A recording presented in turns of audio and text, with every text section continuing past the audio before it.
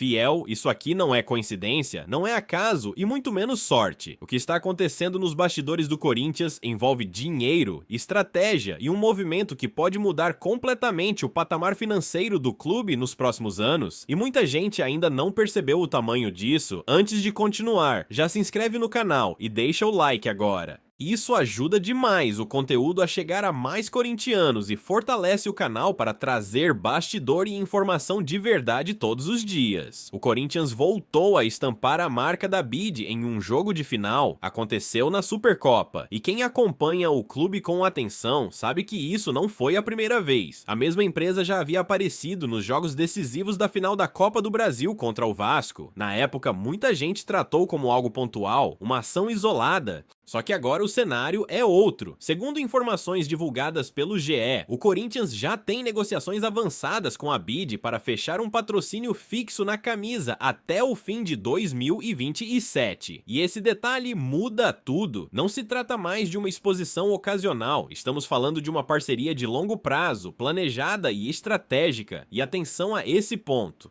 Esse possível acordo com a BID é apenas uma das parcerias que o Corinthians pretende fechar ainda neste primeiro semestre. O departamento de marketing do clube está trabalhando forte e a expectativa interna é ousada. A projeção da diretoria é que a receita total com patrocínios nesta temporada chegue à casa de 500 milhões de reais. Para você ter dimensão disso, no ano passado a meta girava entre 220 milhões de reais e o clube acabou fechando em torno de 180 milhões. Ou seja, o salto que o Corinthians projeta para este ano é gigantesco, e não é à toa. O clube vive um momento de visibilidade extrema, conquistas recentes, decisões vencidas contra rivais diretos, presença constante na mídia e principalmente retorno a Libertadores. Libertadores não é só futebol, é dinheiro, é exposição internacional, é valorização de marca, é força na mesa de negociação. E o Corinthians, ao que tudo indica, está sabendo usar esse cenário a seu favor. O que aconteceu em Brasília, com o estádio lotado, audiência alta e o nome do Corinthians em evidência nacional, pesou. Patrocinador, olha isso. Marca, olha isso. Mercado, olha isso. E o Corinthians voltou a ser protagonista fora de campo também. E dá pra ir além. Se clubes de menor apelo nacional conseguem arrecadar cifras altíssimas apenas com patrocínio master, imagina o potencial de um Corinthians em alta, campeão, presente em todas as competições grandes e com uma torcida que consome e engaja como poucas no mundo. Esse movimento financeiro é fundamental para entender tudo o que vem acontecendo no mercado do clube, porque ao mesmo tempo em que o marketing trabalha para aumentar receita, o futebol trabalha com controle extremo de gastos. Nada disso é desconectado, e é aí que entra o segundo ponto dessa história: o mercado da bola, e especificamente a situação do volante Alan, que mais uma vez voltou à pauta, mas não da forma que muita gente esperava. Na próxima parte, eu vou te explicar por que a negociação com Alan voltou a esfriar, porque o Corinthians não aceita pagar taxa nem para rival direto, e como essa postura se conecta com esse novo momento financeiro do clube. Enquanto o Corinthians avança nos bastidores para fortalecer suas receitas, o cenário no mercado da bola segue travado por um motivo simples: falta dinheiro para taxas e sobra cautela para não repetir erros do passado. E o caso do volante Alan é o exemplo mais claro disso. O nome de Alan voltou a circular com força nos últimos dias. Segundo informações de bastidores, o jogador demonstrou interesse real em vestir a camisa do Corinthians. Ele se movimentou internamente, conversou com pessoas próximas ao clube e chegou até a ficar fora da relação em uma decisão recente. Isso alimentou a expectativa de que o acordo poderia finalmente sair do papel. Mas aí entra o obstáculo que vem travando essa negociação desde o início. O Flamengo não aceita liberar Alan sem receber uma compensação financeira. O pedido gira em torno de 1 a 2 milhões de reais para liberar o jogador por empréstimo. E quando essa exigência chegou ao Parque São Jorge, a resposta foi imediata: não, o Corinthians não aceita pagar taxa para empréstimo, ainda mais para um rival direto. Dentro do clube, essa possibilidade sequer avançou para a discussão mais profunda. Existe um trauma recente que pesa muito nessa decisão. casos em que o Corinthians precisou recorrer a terceiros para viabilizar negócios, assumir compromissos fora da curva ou criar dependências financeiras deixaram marcas profundas na gestão atual. A ordem agora é clara: se não for passe livre ou empréstimo sem custo, dificilmente o negócio avança. A prioridade absoluta do Corinthians nesta temporada é contratar jogadores sem custos de transferência, atletas livres no mercado, oportunidades pontuais de empréstimo gratuito ou acordos onde o impacto financeiro se restrinja basicamente a salários e luvas. Até aqui, a única exceção foi feita no caso de Matheus Pereira. O clube aceitou pagar uma compensação ao Fortaleza e ainda arcar com parte dos custos de outro jogador envolvido na negociação, mas esse movimento foi tratado como algo pontual, fora da curva, e justificado por uma necessidade específica do elenco. Fora isso, no padrão é rígido. Qualquer negociação que envolva pagamento de taxa enfrenta resistência imediata. E quando se trata de Flamengo, a resistência é ainda maior. Ninguém no Corinthians quer assumir compromisso financeiro que fortaleça um rival direto, especialmente em um momento de reconstrução interna. Curiosamente, mesmo com essa postura, parte da torcida encara o caso Alan como um possível livramento. E não é porque o jogador não tem qualidade. Alan, em boa fase, é um primeiro volante de altíssimo nível, campeão, experiente, com leitura defensiva e capacidade de proteger a zaga. O problema é saber qual Alan chegaria. O jogador que foi referência no Atlético Mineiro, dominante fisicamente e decisivo em jogos grandes, ou o Alan que conviveu com lesões, baixo ritmo e pouco impacto recente no Flamengo. Esse risco pesa muito na balança. Assumir custo de liberação por um jogador que não entrega regularidade imediata pode virar problema, ainda mais quando o elenco já possui limitações financeiras claras. Enquanto isso, o Corinthians observa o mercado e tenta ser criativo. América do Sul, Europa, até mercados alternativos entram no radar. No futebol brasileiro, a realidade é dura. Dificilmente um clube libera um jogador de qualidade sem pedir algo em troca. E é por isso que o Corinthians vem encontrando tanta dificuldade para fechar novos reforços. Não é falta de vontade, é escolha estratégica, preferir demorar mais do que errar. Na próxima parte, eu vou falar sobre o recado que Dorival Júnior voltou a dar publicamente, porque ele insiste na necessidade de reforços e como essa pressão se equilibra com a realidade financeira do clube. Mesmo com todas essas limitações, Dorival Júnior não recua no discurso.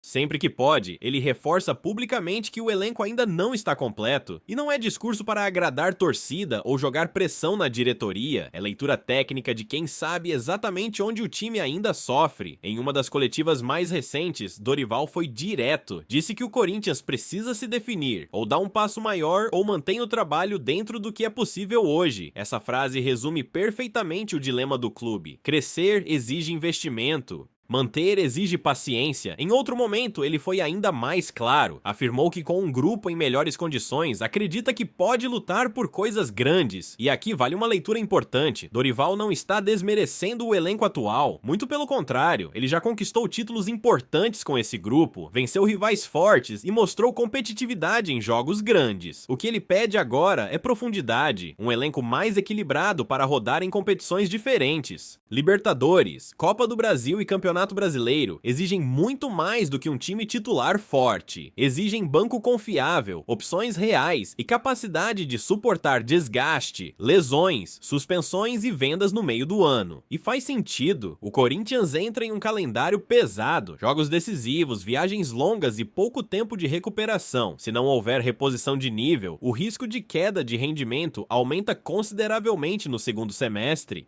Mas é aqui que a realidade bate de frente com o desejo. O Corinthians não tem dinheiro suficiente para contratar vários jogadores de qualidade ao mesmo tempo. E esse é o ponto central. Quantidade não pode vir antes de qualidade. Existe uma frase que resume bem essa situação. O problema de ter jogador ruim no elenco é que uma hora ele vai jogar. E quando isso acontece, o prejuízo aparece dentro de campo. O Corinthians já viveu isso diversas vezes. Por isso, a diretoria tenta equilibrar o discurso do treinador com a realidade financeira. Se der para trazer reforços, ótimo. Se não, a prioridade é não comprometer o futuro por soluções imediatas que não entregam retorno real. E olhando friamente para o elenco atual, existe sim capacidade para competir. talvez não com folga, talvez não com margem de erro, mas existe. O time mostrou que cresce em jogos grandes, que responde em mata-mata, que não sente decisão. Com Dorival, o Corinthians construiu uma reputação importante. É um time difícil de ser batido em confrontos eliminatórios, e isso muda completamente a forma de encarar Libertadores e Copa do Brasil. Existe inclusive um dado que chama a atenção. Desde 2025, considerando também o período anterior, o Corinthians disputou 20 jogos de mata-mata. Foram 15 vitórias, 3 empates e apenas 2 derrotas. Um aproveitamento altíssimo. Isso não acontece por acaso. Existe uma mentalidade copeira clara, um time que cresce quando o jogo pesa, que aparece quando mais precisa, e Dorival é um dos maiores especialistas nesse tipo de competição. Por isso, internamente, o foco começa a se desenhar. Se for preciso escolher, a prioridade tende a ser Libertadores e Copa do Brasil, competições de mata-mata, onde o Corinthians historicamente cresce e onde o treinador se sente mais confortável. O Campeonato Brasileiro, por outro lado, exige regularidade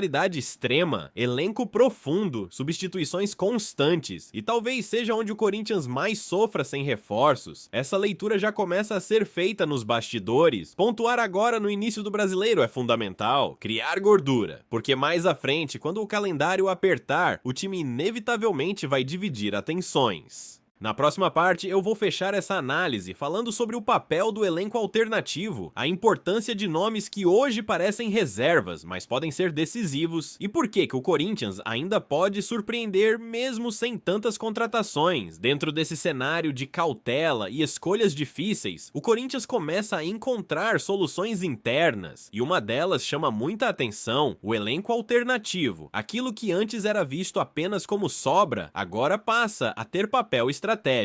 Um exemplo claro disso é Rodrigo Garro. Em outro momento seria impensável falar dele como opção fora do time titular. Hoje, ele se tornou o grande trunfo do chamado time reserva. Um jogador capaz de elevar o nível de quem está ao redor. Um verdadeiro diferencial quando o Corinthians precisa rodar o elenco. Garro não é apenas mais um nome, ele é praticamente o 12º jogador do elenco. Em partidas teoricamente menores, sua presença muda tudo. O time passa a ter protagonismo, controle e capacidade de criação, algo que normalmente falta quando apenas reservas entram em campo. Isso permite ao Corinthians disputar jogos do Brasileiro sem abrir mão completa da qualidade. Com Garro organizando, nomes como Pedro Raul, Caio César, Vitinho e outros conseguem render mais. O jogo flui, a equipe ganha confiança e o desgaste do time principal diminui. Esse tipo de gestão de elenco é fundamental para um calendário tão pesado. E mostra que nem sempre a solução está apenas no mercado, às vezes está em usar melhor o que se tem. Outro ponto que não pode ser ignorado é o perfil decisivo desse time. O Corinthians mostrou mais de uma vez que cresce em jogos grandes. Em mata-mata, especialmente, o time se transforma. E isso não é só discurso, os números comprovam. Com Dorival Júnior, o aproveitamento em jogos eliminatórios é altíssimo. O time sabe sofrer, sabe competir e sabe decidir.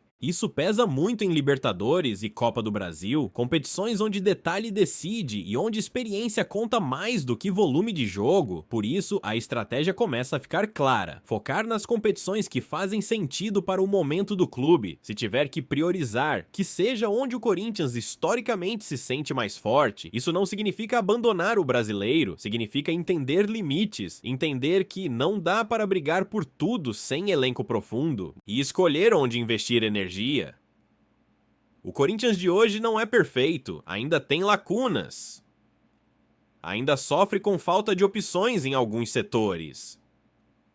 Mas também não é um time frágil, é competitivo, é cascudo e sabe decidir. Talvez esse seja o grande aprendizado desse momento. Menos ansiedade por nomes e mais confiança em projeto. Menos improviso e mais planejamento. Menos promessa vazia e mais coerência. Agora eu quero saber de você, fiel. Você concorda com essa postura mais cautelosa do Corinthians? Ou acha que o clube deveria se arriscar mais no mercado para montar um elenco mais profundo? Deixa sua opinião nos comentários, fortalece com o like e se inscreve no canal. Aqui a gente fala como torcedor, mas sempre com análise, bastidor e verdade. Vai, Corinthians!